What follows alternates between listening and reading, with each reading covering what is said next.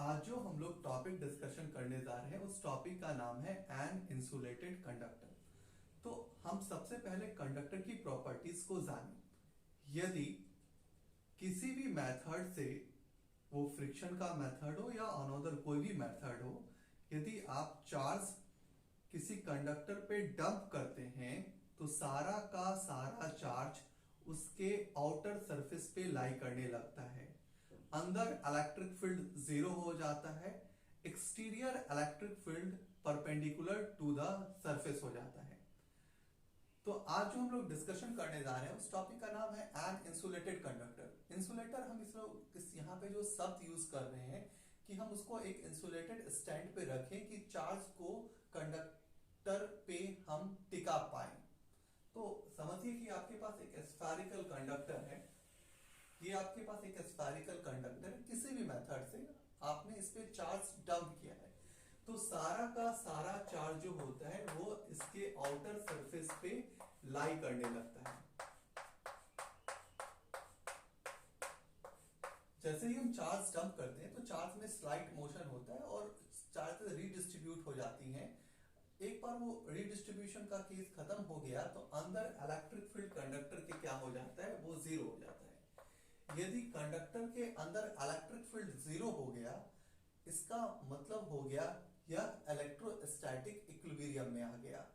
ठीक है, अब बात करने जा रहे हैं हम लोग कि अपना दो पॉइंट है ए और बी, और मुझे इस पॉइंट पे पोटेंशियल चाहिए। इलेक्ट्रिक फील्ड तो जीरो हो गया है, अब मुझे ये पता करना है कि इस दोनों पॉइंट पे अपना पोटेंशियल डिफरेंस जो है वह क्या होगा, और दोनों पॉइंट पे पोटेंशियल सेम होगा या अलग अलग होगा, इसके बारे में हम लोग मतलब मैथमेटिकली ट्रीट करना चाह रहे हैं कि ये चीजें कैसे समझा जाए।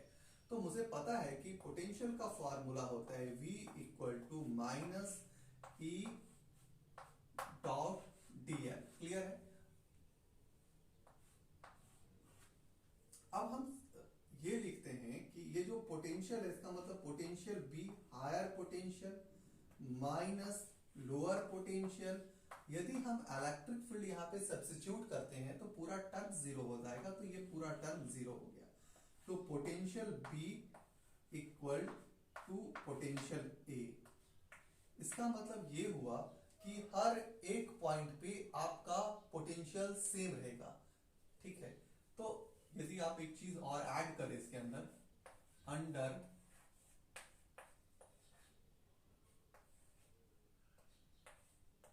इलेक्ट्रोस्टैटिक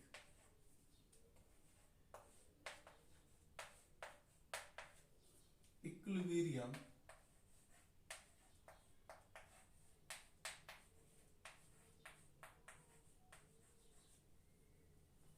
पहली बात हम कर रहे हैं all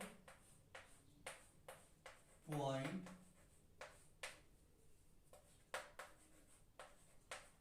inside the conductor.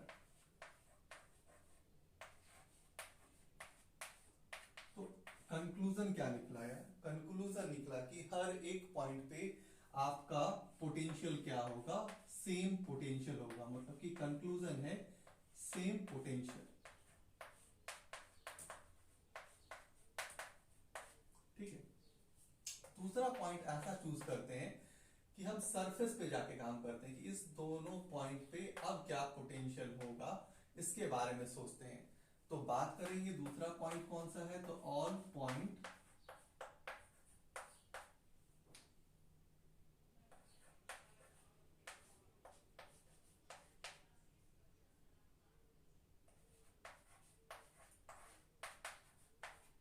All point on the surface, कि सरफेस पे भी क्या पोटेंशियल सेम रहेगा या अलग अलग होगा, इसके बारे में जानते हैं। तो थोड़ा मैथमेटिकली पहले डील कर लेते हैं। तो हमको पता है कि पोटेंशियल डिफरेंस क्या होता है, V equal to minus E dot dl। ठीक है, अब क्या करना है वो जरा समझिएगा, टेक्निकल थोड़ा सा यहाँ पे थिंक आउट करना पड़ेगा कि जो आउटर सरफेस होता है कंडक्टर का, वो आउटर सरफेस का मतलब ये वाला पार्ट, ठीक है ना। तो जो एक्सटीरियर पॉइंट होता है वहां पे इलेक्ट्रिक फील्ड जो एंगल बनाता है वह बनाता है 90 डिग्री टू द सरफेस। तो हम बोलते भी exterior electric field perpendicular to the surface, ठीक है ना। तो यहाँ पे जो एंगल बनेगा, मतलब कि इस पॉइंट पे यदि आप एंगल देखने जाएं तो ये 90 डिग्री बनेगा। तो एक्सटीरियर पॉइंट पे आप इलेक्ट्रिक फील्ड को देखो तो वो सरफेस के साथ 90 डिग्री का एंगल बनाते हैं, ठीक है। तो हम E डॉट dl लिख रहे हैं। तो अब तो क्लियर हो गया कि E और dl के बीच में जो एंगल बनेगा वो कितना बनेगा, 90 डिग्री। dl यहाँ पे छोटा सा आप एलिमेंटल लेंथ ले सकते हैं। यहाँ पे यदि हम ds लिख देते तो आप समझते कि वो सरफेस की बात कर रहे हैं। तो आप टेक्निकली यहाँ पे सोच लीजिए कि इलेक्ट्रिक फील्ड जो होता है वह 90 डिग्री का एंगल बनाता है सरफेस के साथ, ठीक है। तो मुझे पता है कि ये डॉट प्रोडक्ट में है, तो हम क्लियर है कि a डॉट b को हम जानते हैं कि कैसे लिखते हैं, a b cos थीटा। तो हम इस डॉट प्रोडक्ट को थोड़ा ब्रेक कर देते हैं। तो ये क्या हो जाएगा, माइनस ई डी एल, और ये हो जाएगा cos, और एंगल हो जाएगी 90 डिग्री। अब cos 90 की वैल्यू क्या होती है, 0 होती है। तो डेल्टा v जैसे यहाँ पर सब्स्टिट्यूट किया जाए तो ये 0 हो जाएगा। मतलब potential difference P minus potential difference A equal to क्या हो जाएगा, 0 हो जाएगा। तो पोटेंशियल B इक्वल टू क्या हो जाएगा, पोटेंशियल A। इसका मतलब कि इस पॉइंट पे भी जो पोटेंशियल है वह क्या होगा, सेम होगा। ये ऐसे बिहेव करेगा कि यह इक्विपोटेंशियल सरफेस है। मतलब कि यहाँ यदि 10 वोल्ट है तो यहाँ भी 10 वोल्ट है, तो यहाँ भी 10 वोल्ट है। दूसरा एक नॉलेज कि यदि हम मैथमेटिक्स में इसको ट्रीट नहीं करते और फिर बात करते तो क्या होता, तो हम बहुत फंडामेंटल जो कॉन्सेप्ट्स जानते हैं उसको यूज करते। तो ये जानते हैं कि अंदर इलेक्ट्रिक फील्ड 0 हो गया। अंदर इलेक्ट्रिक फील्ड 0 होने का मतलब क्या हो गया कि चार्ज में मूवमेंट होना बंद हो गया। अब चार्ज में यदि एक बार मोशन बंद हो गया तो यह इलेक्ट्रोस्टैटिक इक्विलिब्रियम में आ गया, ठीक है। अब दूसरी बात कि इलेक्ट्रोस्टैटिक इक्विलिब्रियम में आ गया, इसका मतलब कि हर एक पॉइंट पे पोटेंशियल आपका क्या होगा, सेम होगा। वो अंदर हो या सरफेस पे हो, हर एक पॉइंट पे आपका पोटेंशियल सेम होगा। मतलब कि एंटायर कंडक्टर पे आपका जो पोटेंशियल होगा वह सेम होगा। मतलब आप ये कंक्लूजन जान सकते हैं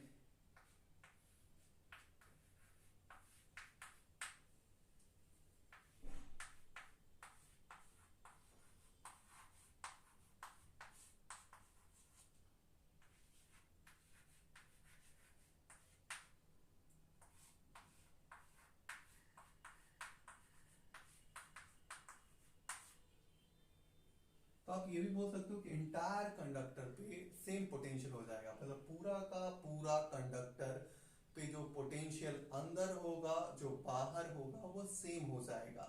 बहुत टेक्निकली आप बोल सकते हो कि इलेक्ट्रिक फील्ड यदि अंदर 0 हो गया, इसका मतलब जो चार्ज का रिडिस्ट्रीब्यूशन हो रहा था उसमें मोशन खत्म हो गया, तो यह इलेक्ट्रोस्टैटिक इक्विलिब्रियम में आ गया। जैसे ही कोई चीज इलेक्ट्रोस्टैटिक इक्विलिब्रियम में आ गया, इसका मतलब कि हर एक पॉइंट पे अपना पोटेंशियल सेम हो जाएगा।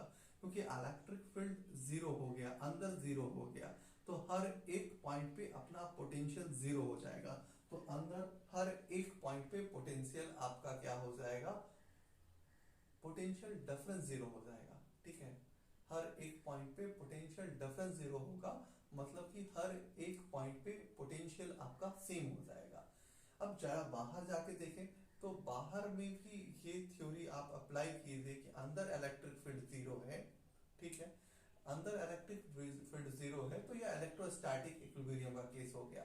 मतलब चार्ज में मोशन होना बंद हो गया। इसका मतलब कि यहाँ पे जो पोटेंशियल डिफरेंस होगा वो 0 होगा। मतलब कि आपको हर एक पॉइंट पे जो पोटेंशियल मिलेगा वो सेम मिलेगा। तो इंटायर कंडक्टर ऐसे बिहेव करेगा कि सारा का सारा पॉइंट पे पोटेंशियल जो है वो सेम है। तो आज के लिए थैंक यू। नेक्स्ट पार्ट में हम लोग इसी टॉपिक में कुछ आगे बढ़ के पढ़ेंगे। Thank you.